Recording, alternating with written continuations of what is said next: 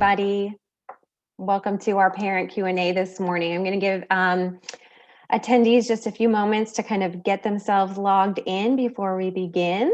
Thank you again for carving out just a little bit of your time this morning to learn a little bit more about fourth grade. We know that this first transition from our lower school building to the fourth grade cottage can sometimes bring about lots of questions.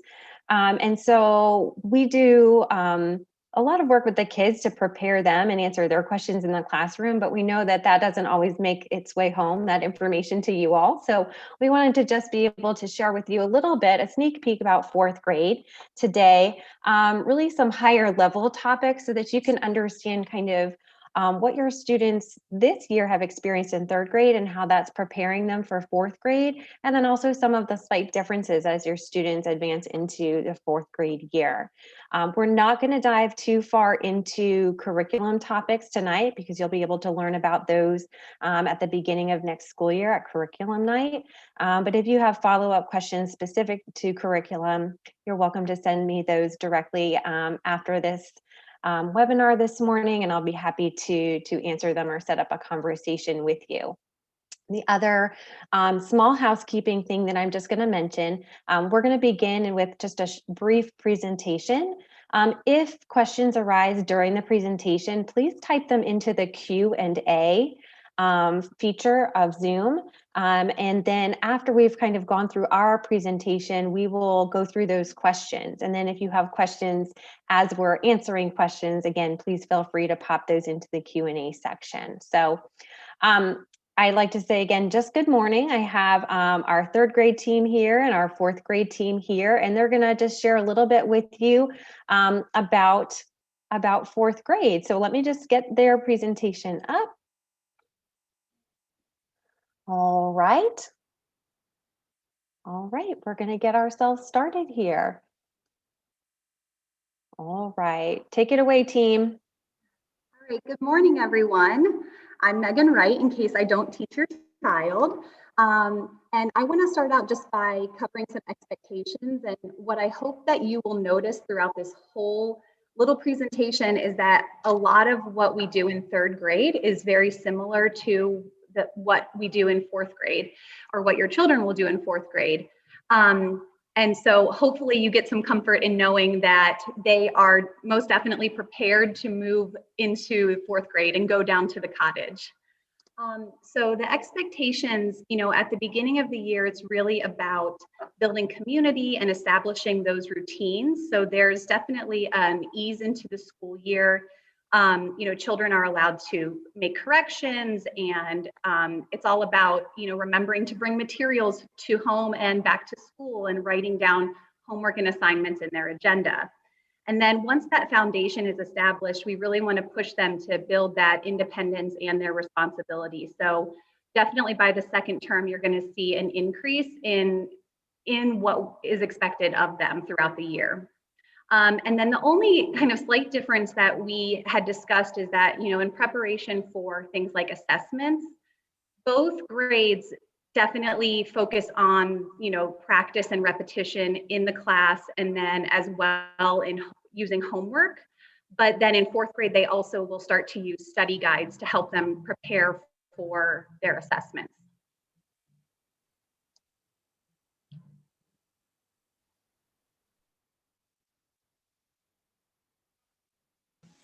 Okay. I'm Stephanie Klein. If I don't teach your students or your children, hello, good morning. Thank you for being here. So I am going to speak briefly about how we grade in third grade.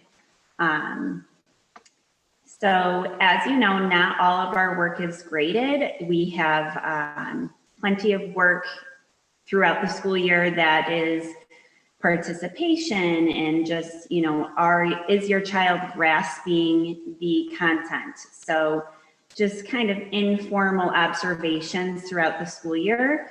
And as, we start off the year with a reading log that isn't as detailed as it is given in the second and third grade terms.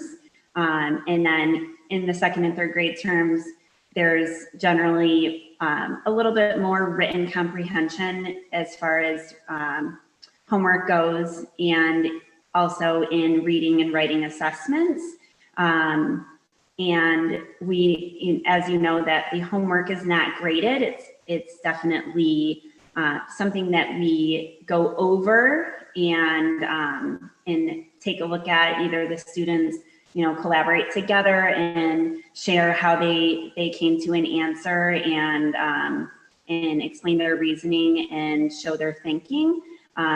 Generally, it's just extra practice that aligns with what we're working on in class.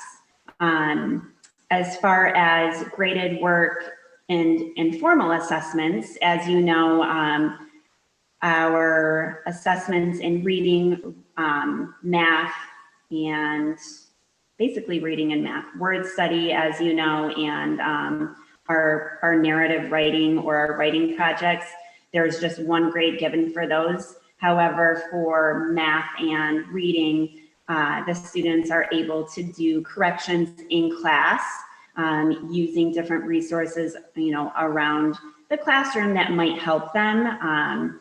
And we encourage them to underline, to think through their, to use rises in math and use different problem solving techniques that helps them to correct any assignments.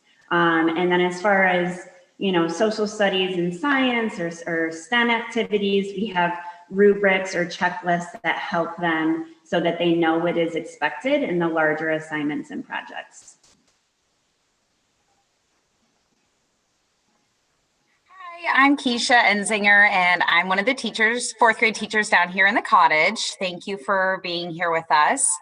As Mrs. Klein has already said, our grading is very similar.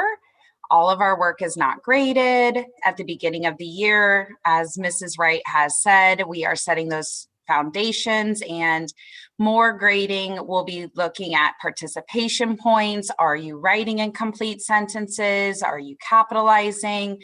Just ensuring those foundational skills are being met with our expectations. And then moving into the second term, our grades that are given are more reflective of their effort. So we are expecting them to actually give complete sentences, and if they aren't using punctuation and capitalization, their grade is reflected by that.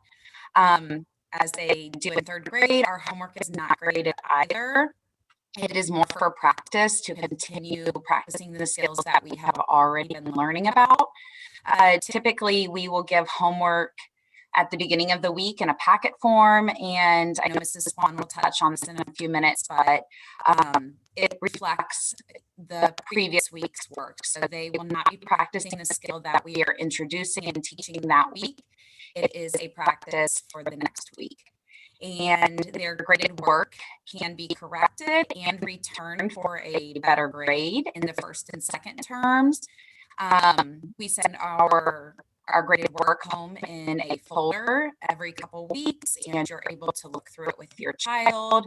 At the beginning of the year, we send a descriptive feedback handout with that, and we're hoping that you are having productive conversations with your children about their learning and how they can improve, and just having them explain their learning and their thinking to you, which is vital to their learning. We look for a partnership with you, and if you're on the same page with us and we're on the same page with you, they see that connection and they are definitely more ready to put that effort in.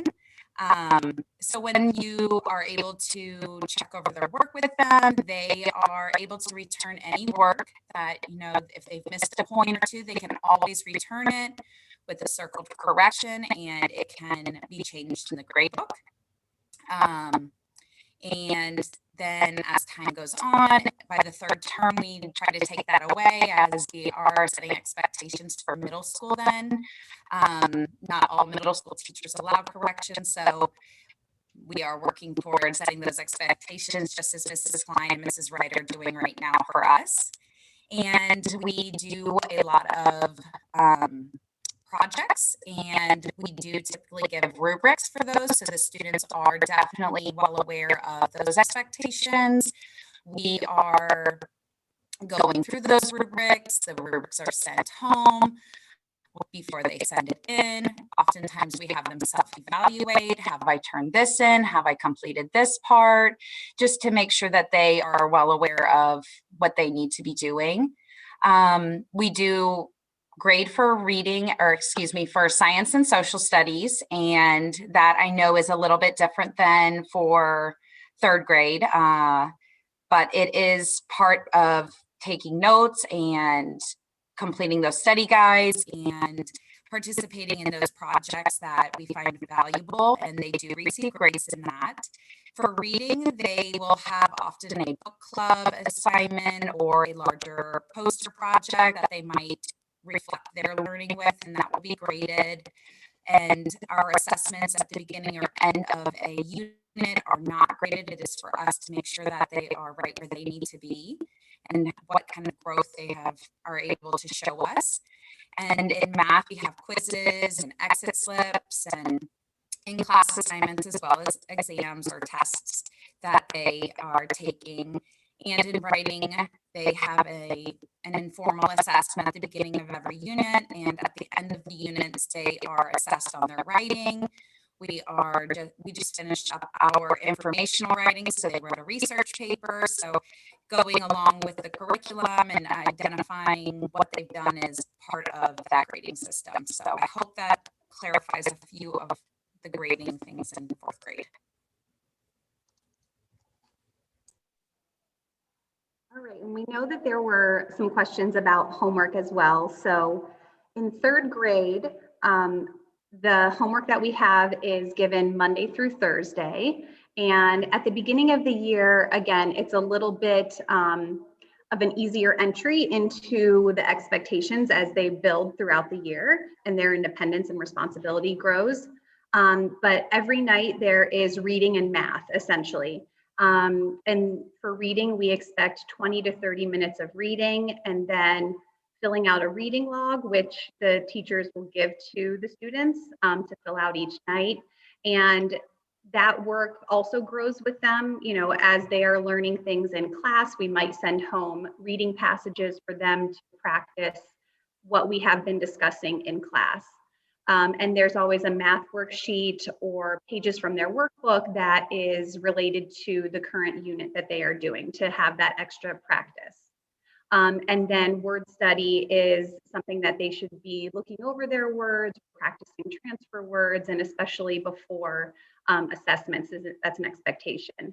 And then a big step up for them as far as homework is concerned is their music homework, which I believe is they have to practice 4 nights a week their recorder, and then there may be additional worksheets or things like that for them from Mrs. Stefanini. So that's a little bit extra on top of what we have for them in the classroom.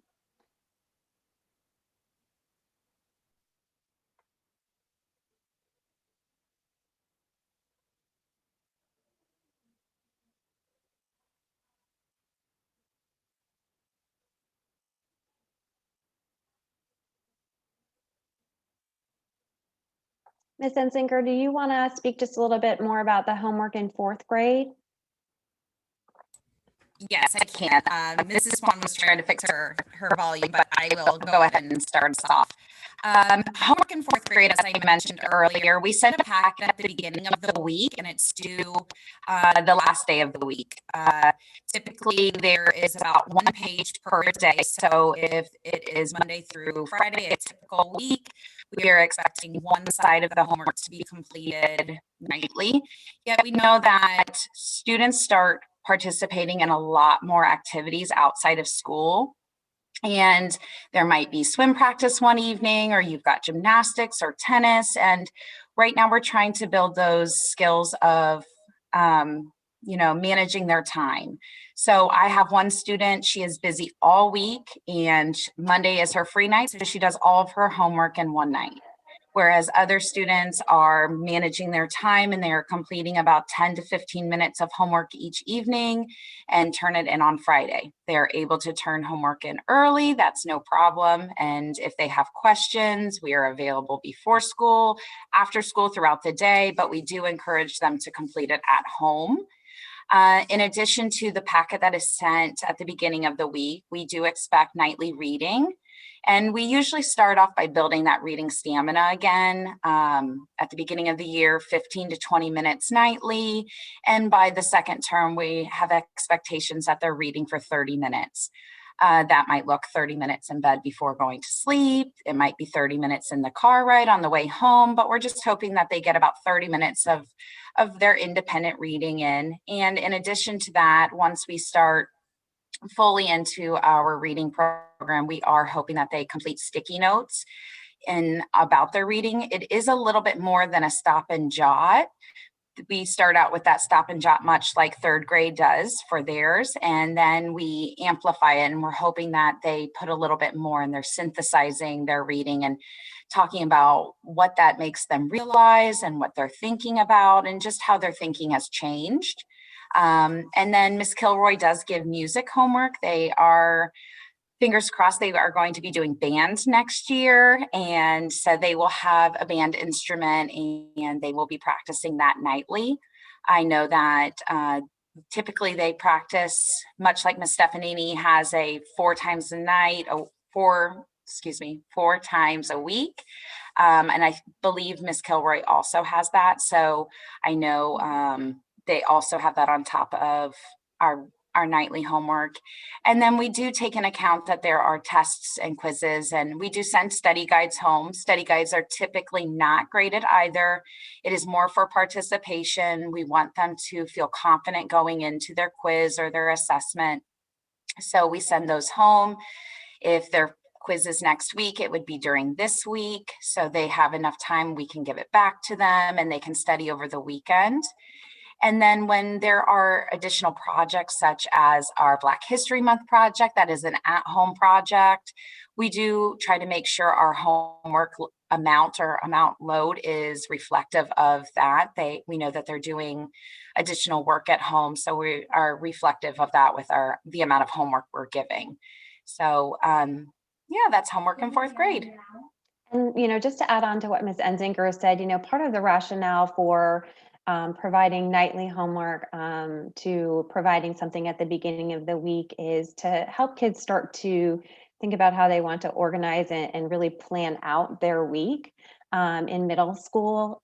Because of the 6-day rotation, students have their core classes only 4 of those 6 days. And so they do have to do a little bit of that planning, where a teacher might give them an assignment, say on day 3, and they don't have class again until day 6. They have to kind of plan that out. Do they want to get it done that night, or are they going to be really busy and they'll have to get it done the next night or the next night? Same with those study guides and studying for tests and quizzes, really starting to get a sense of time management at home and how they want to balance their workload along with extracurriculars. Oh, turn your microphone on there, Miss One. I'm having technical difficulties. I am actually on there as a parent because I have a 3rd grader and it won't let me into this one because I was invited twice. So I've been here. I just wanted to speak to homework a little bit more and just say that we also know that as 4th graders, they begin getting grades in Spanish and that they will have quizzes in Spanish. And so we coordinate with Senora Lang for that as well. And she will let us know when a test or a quiz is coming up. And she also does projects in Spanish for the 4th graders. They come a little bit later in the year, definitely in the 2nd trimester, and then continue past that. And I know that she does really try to coordinate with us as far as those quizzes and projects go, so that we're not doubling up. Occasionally we may have one in the same week, but we really try hard not to have them in the same day. And if they are in the same day, then, the magnitude of them are like very different. It's something where it's either an open note in our classes or, something they've been preparing for, or is, just an exit ticket where they're answering 2 questions, and it's not something that they've been studying for months. So we definitely know that 4th grade adds on, just an extra component. They're adding in that Spanish, which prepares them for middle school Spanish. And then, they're with Miss Kilroy, it does become a little bit different because hopefully next year, fingers crossed, things go great, they'll be able to try out those instruments and it won't just be the recorder homework. And so that will look a little different for them as well. It'll be more exciting and fun, and they will hopefully want to do that extra work. But, now that they've gotten used to it in 3rd grade, it does continue in 4th grade. And we know that, and which is why we do the packets. So that kind of opens them up to free their schedule. We know that they're very busy, but it allows them to, just like they have to in middle school, really monitor themselves and become more independent, which is our goal by the end of 4th grade.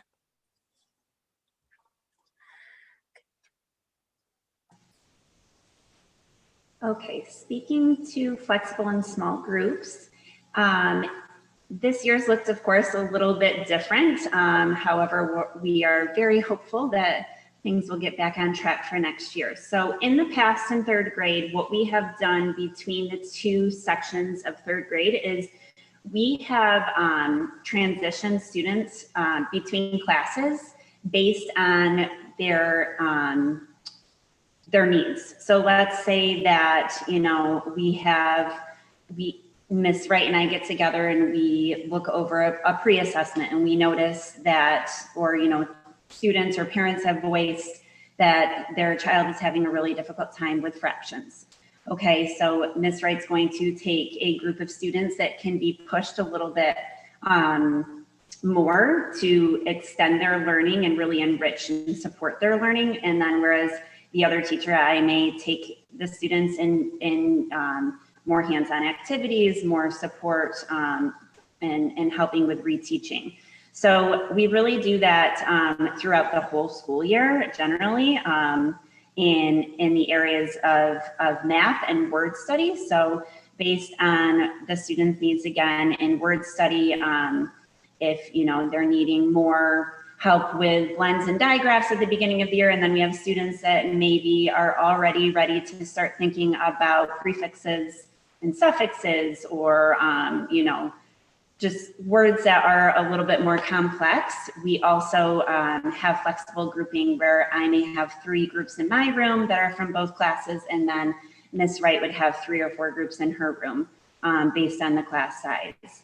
And those groups are constantly changing. So it really gives the students an opportunity to get to, we all know each other here at Charlotte Prep, but really get to work and learn from each other across the grade level. And then even in projects in the past, we changed up our Black History Month project this year, but last year the students,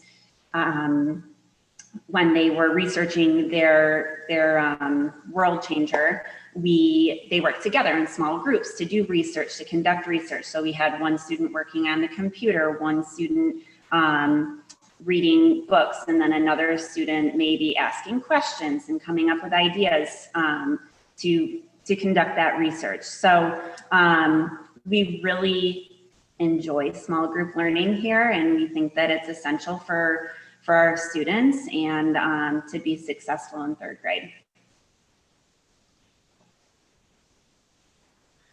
I saw a comment or a question regarding the fourth grade homework packet, and I just want to briefly touch on that. Yes, we do. We send them home on Mondays or the beginning of the week, and it will have math and reading, and then typically some kind of grammar or extra practice.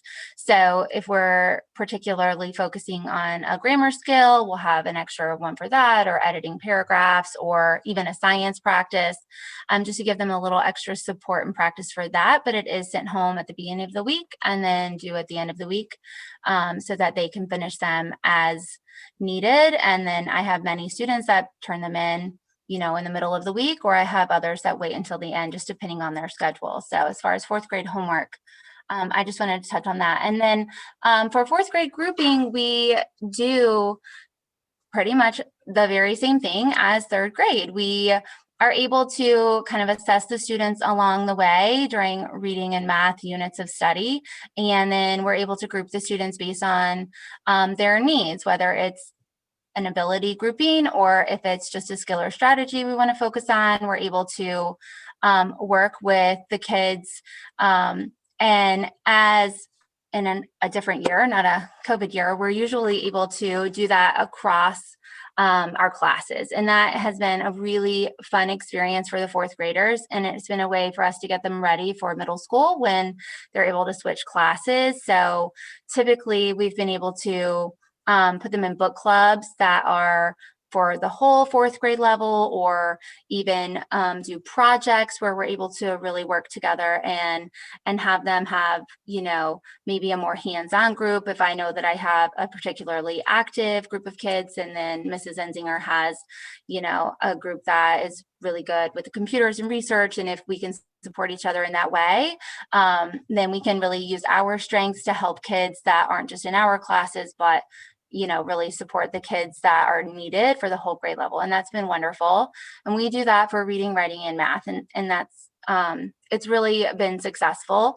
As far as social studies and science, we use Amplify units, and then we also teach several social studies units. And we are hoping to get back to switching for science and social studies so that we can help them to prepare for switching in middle school. And that would, that's something that we're hoping to have happen, just depending on how things are for next year. As of now, we are teaching science and social studies in our homerooms, but we, that's kind of like our goal for next year, is to be able to help them to switch those classes. And we may not do that in the beginning. It may be more of like a second half of the year goal, just to help them to prepare, to be able to be more organized and to get ready for that transition. All of our groupings are flexible. We are constantly changing them around depending on their growth and needs. And we like to be able to have different students working with others so that they can get used to working with people with different strengths and different skill sets. And so that's always our goal, is to have different kids working with different friends all the time. And we've really had to do that this year with COVID. And I've seen, so many people that wouldn't typically work together really learn from one another. And I think that, with them having that experience this year, it's just going to continue to grow and change next year. So I'm looking forward to getting back to that flexible grouping.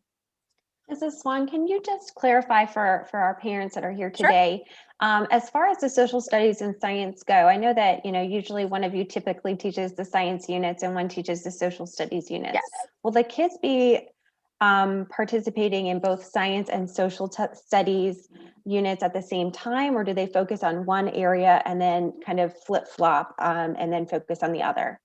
Great question. So this year, one thing that we did was we kind of split the trimesters, because we moved to trimesters this year. So that was kind of like a change we had to make.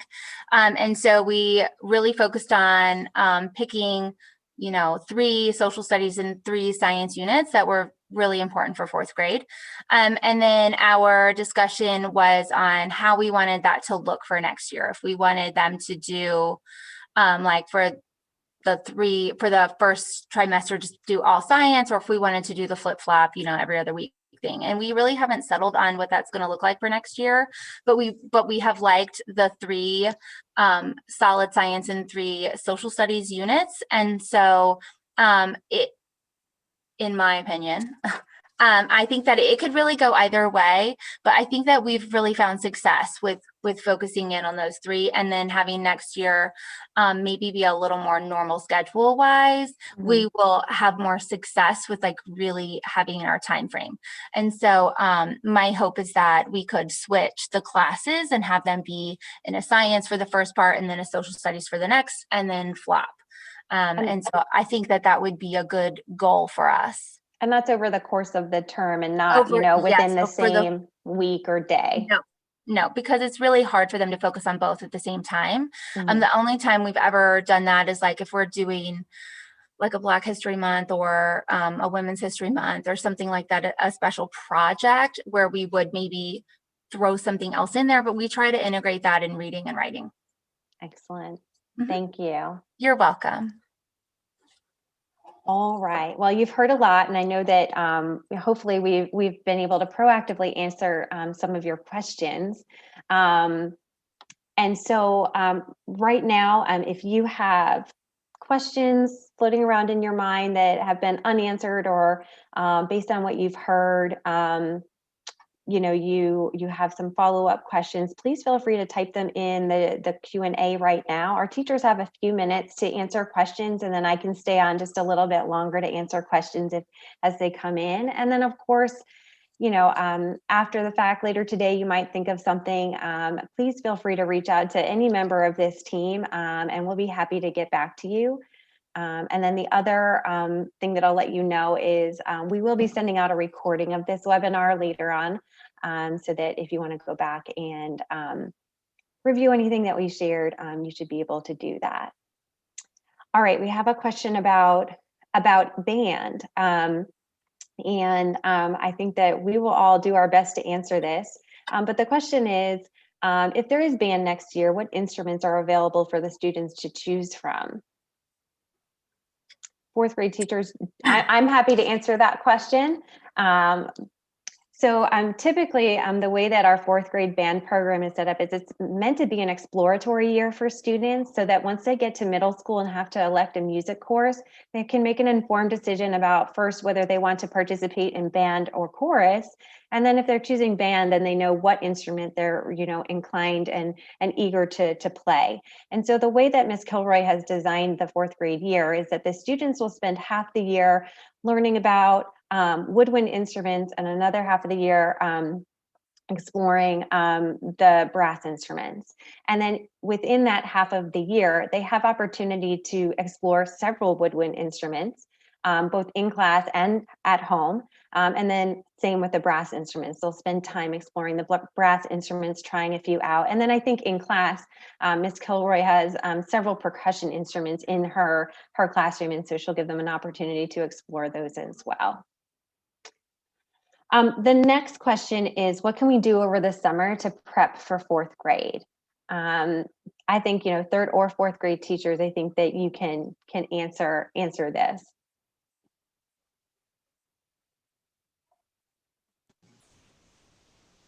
It's important for the kids to continue their math facts, especially if they are, still having a hard time grasping and understanding the relationship between multiplication and division.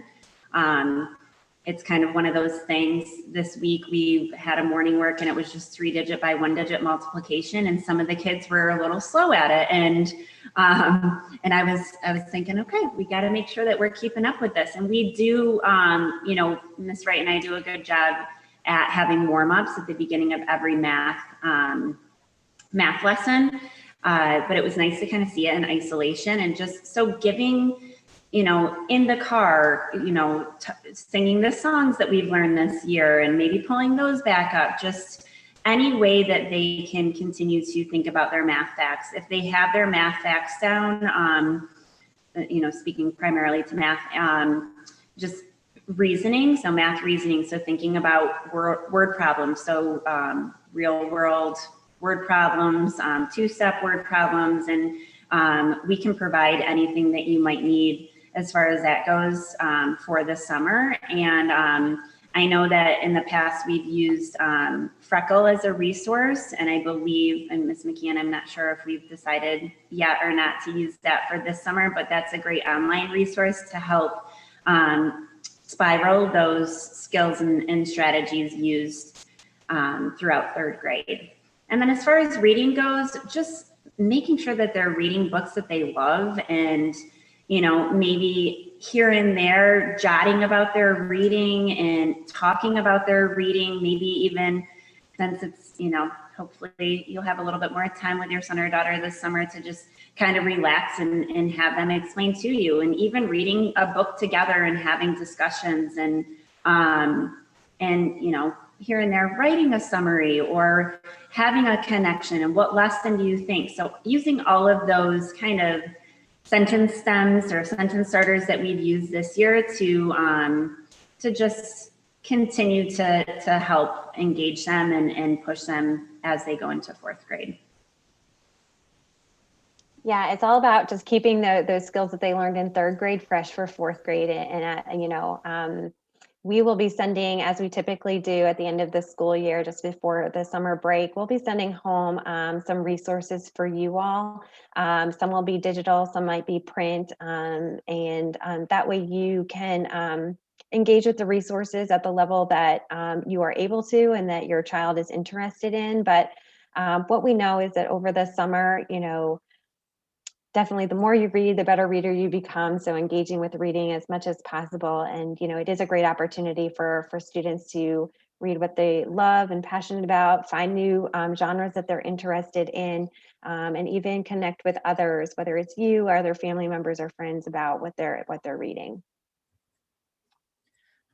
I just want to add one more thing to, you know, things that they can do over the summer to prepare for fourth grade. Giving them more independent responsibilities is just a great way to help the kids feel more prepared for when they come in the classroom. So one of the things in fourth grade that the kids, I think, is a little bit overwhelming is, you know, having that independence, being in the cottage, feeling so responsible. And we really try to foster that responsibility because we know what they're going to go into next year. And we definitely help them along the way. We definitely are giving them skills and strategies for organization. But, you know, one thing that I think helps kids the most is kind of coming up with a system that helps them to feel in control of that organization, and, you know, giving them mini projects or helping them to organize a space in their room, or, you know, coming up with these, even giving them 2 steps to do in order to feel responsible for that. I think that gives them this just sense of independence, like they can take care of it themselves. And then when they come in the classroom, they don't feel so like, what did you say to do? Tell me again, what was the next thing? And so then they're not asking for this constant reassurance. I think that the more kids can feel comfortable doing things on their own, the more confident they feel to attack then the academic part. And so I think that's kind of like we're attacking 2 things at once when they start in fourth grade. And so just the more we can foster that confidence and independence, the more comfortable they feel. Thank you. Third and fourth grade teachers, I know that you have to run and grab your classes. So thank you so much for your time this morning. I'll stay on for just another minute with you parents. And if you have any other questions, please do pop them into the Q&A and I'll be happy to answer them for you now. I hope that I could. The other thing I'll just let you know too is related to technology. You know, this year, we started the BYOD program, you know, the Bring Your Own Device program in third grade. And so, you know, they will be able to hit the ground running next year. If your child is new to prep and has not had their own device or really worked much with the Google Suite, our teachers are well equipped to be able to get your children comfortable with those different tools, navigating the different applications. And then they also utilize these tools in technology class. with Mrs. Stolt. And so she's excellent about getting those students who aren't as comfortable, kind of feeling as comfortable as they need to be, and using the applications for classwork or projects or writing assignments. So do not fret. If the device that you have this year for your child should hopefully be able to it should be able to carry on through next year. There's no upgrades that are needed. The devices that we recommend for third graders should be able to work with our students all the way up through 8th grade. So no need to be looking into a new device. I had one more question coming. Are students being informed today of which classroom they will be in next year? And the answer is no. We do not do class placements until the very end of the year, typically over the teacher work days. And that process involves getting input from lots of different people here that have worked closely with the students so that we can not only place them with a great fit teacher, which is, it's a win-win in either classroom, but also to create a really great classroom dynamic in each classroom space. So no, students won't be notified of their homeroom teacher until the beginning of August. All right, another question came in. It says, if the pandemic should go really bad again, which we do not expect currently, would there again be a remote learning option? That's a great question. And it's one that the admin team and also the crisis team is talking through right now and planning for, should we have to do that. And we will have more information to share with you probably later in the summer. I think we know a lot more now regarding kind of how the pandemic is playing out, but we also don't know at times, what kind of turns can be expected. And so we're trying to make the most informed decisions as possible. But I do believe that, should it look like remote learning is a necessity, then we have a good plan in place for implementing that again if needed.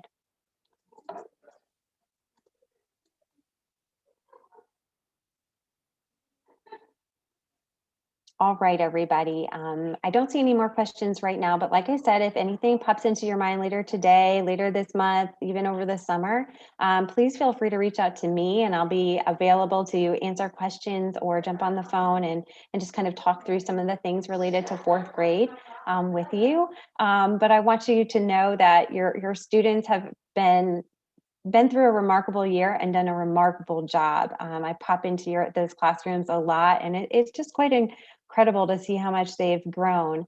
And truly, although we've been managing through some unique circumstances this year, your children have been so resilient and pushed on through and really have learned a lot and grown both in their academics, but also in their character as well. So I feel very confident that they are prepared for 4th grade and that they'll be in great hands next year down in our 4th grade cottage. So thank you again, everybody. And I hope you have a great rest of your day.